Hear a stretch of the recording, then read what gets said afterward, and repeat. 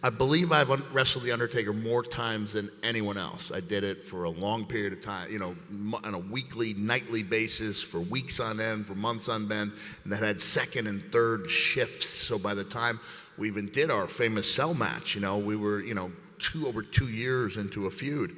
And in all that time I wrestled The Undertaker, I beat him twice. But I beat him that first time in Milwaukee when I had no clue it was going to happen.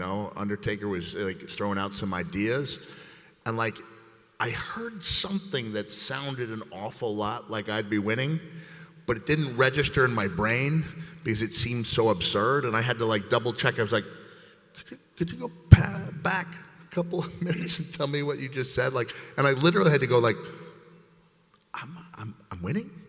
And he just nodded his head.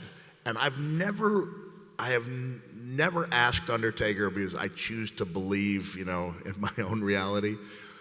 But Mr. McMahon apparently only hired me so he could show Jim Ross what it felt like to have his heart broken by some, yeah, literally.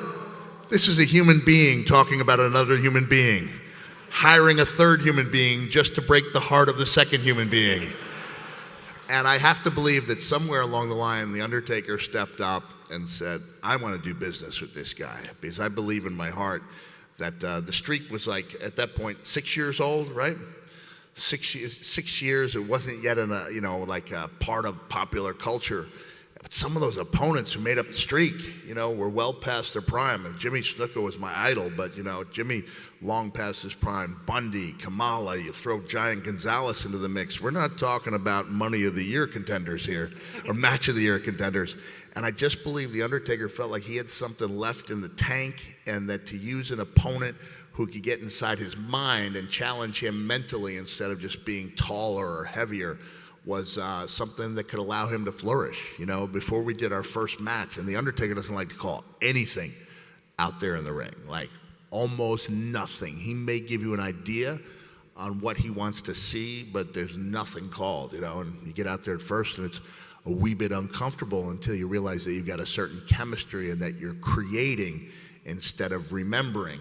And, we just clicked.